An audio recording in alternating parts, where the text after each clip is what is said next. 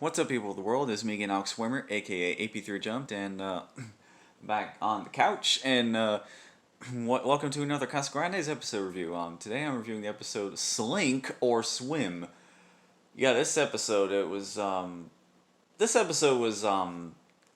I've actually been looking forward to this episode for quite a while because it's basically the Casa Grande's equivalent to the Lighthouse episode, Link or Swim, and which was actually my very first Lighthouse episode, if I haven't mentioned it already. I mean, I have on the channel, but just in case you forgot, just in case y'all forgot, that was my very first episode of the Lighthouse, and yeah, I'll never forget when the day I first watched that. So anyway, this episode is quite similar to that. It doesn't have the same plot, but it has the same theme, and that it takes place at the swimming pool, and we get to see a lot of we get to see a lot of the characters, a lot of the Casagrandes in their swimsuits for the first time, and some which we would we've never seen them in those outfits before.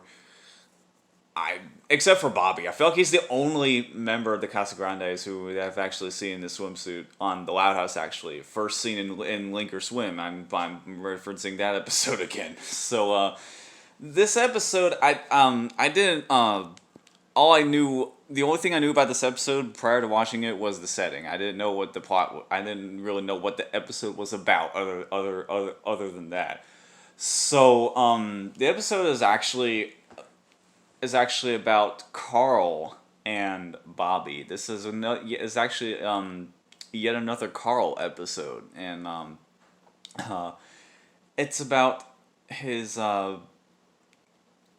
fear of swimming because what he actually led his family to believe was that he won some kind of swimming competition, and but turns out he actually used a doppelganger to win that swimming competition. So it's because of that he actually never learned how to swim, and he's embarrassed. And there were a lot of different attempts to try to get him in the water, and he keeps on coming up with excuses as to why he can't go in the water, and so he asks Bobby to help him to teach him how to swim, and in turn, he, Bobby asks Carl to teach Bobby how to tie his own shoes because apparently he doesn't know how to tie his own shoes. So I'll circle back to that later. So yeah, they're helping each other out. An eye for an eye. The I can't remember how the rest of that saying goes, but anyway, so yeah, they help each other out for one reason or another. Bobby teaches Carl how to swim, and Carl's having a little bit of trouble with it. He's yeah, I feel like he's a little reluctant to learn. That boy's reluctant to do anything half the time. So that boy's too much. So yeah, that after a while, he actually does start to pick up skills, and he starts to actually learn how to swim by himself. And then Bobby, he tries to learn how to tie his shoes, but he's having a little bit of difficulty at first. But with time and practice, he actually learns how to tie his shoes, like with via the bunny loops and whatnot. And the I'm pretty sure I'd also refer to it as the double ended loop de loop or something like that. Anyway, so yeah, by the end of the episode, Carl actually does learn to swim, and if I remember correctly, I think I he the rest his family doesn't find out about his little stunt that he tried to pull back then, and he doesn't uh luckily, his family didn't find out that about his secret, except for Ronnie Ann. She's the only one that picked up on this whole thing, and so she's the only one that noticed that he was asking for Bobby's help to teach him how to swim, and Carl haven't also told him about the situation with Bobby's shoes, and he doesn't know how to tie his shoes. And Ranyan was quite surprised about that actually. And so yeah. After that, that's basically how the episode goes. And so overall, it wasn't the actual story of the episode wasn't at all what I was expecting it to be, but it was still an enjoyable episode. It's a great it's a great iteration of an existing Loudhouse episode to have for this show, and it doesn't follow the same plot like at all, but it features the same kind of setting, and that's what I love about it. And it takes place just at this one pool actually.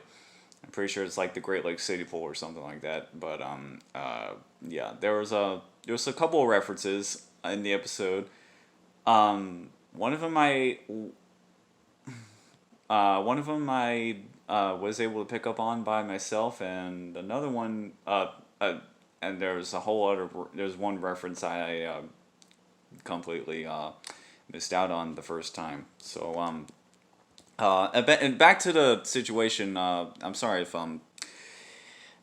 sorry if I'm stammering a lot in this video. I apologize for that. But the whole situation with Bobby not knowing how to tie his shoes. You know what that reminds me of?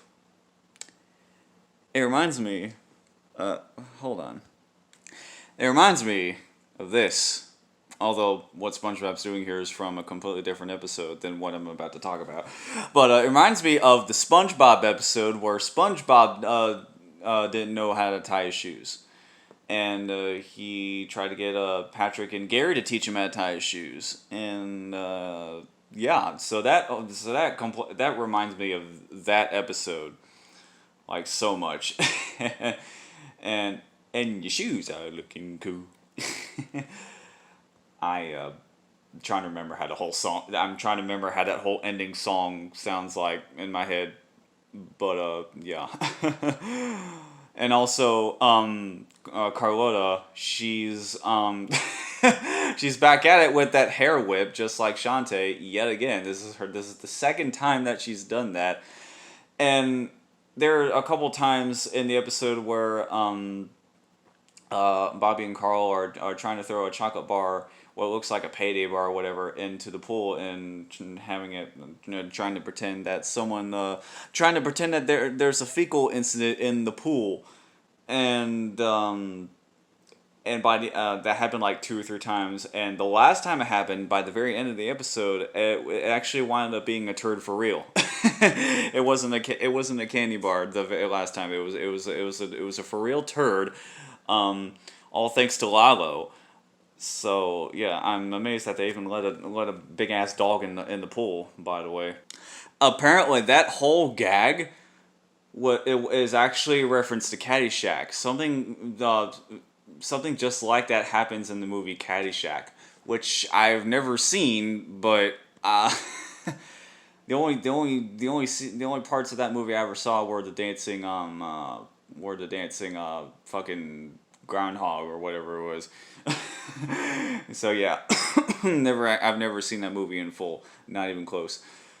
But apparently that's what that's referencing. So yeah, overall, I really like this episode. I thought it was really good, and like I said, I thought it was pretty. I do recommend it. So yeah, there you go.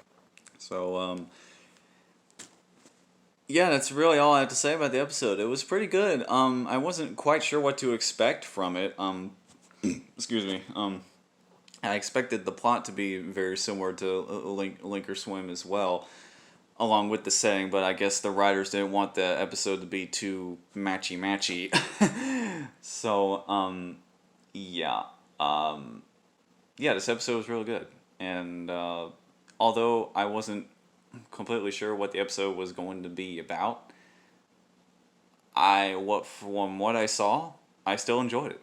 And I do recommend the episode. So there you go. So it's a little more confined than Link or Swim is, but because it's mostly set in one setting. But that's fine. I mean, I don't really care that much. So if you like this video, then don't forget to subscribe, like the video if you liked it, and ring the bell to be notified of future videos I make. And stay tuned for more Lighthouse and Casa Grandes episodes. I have a lot more coming out throughout the rest of the month. So look forward to that. And once again, I'm Alex Swimmer, aka AP3 Jumped. Thank you so much for watching until the end. That is it for me, and I will see you soon. Goodbye.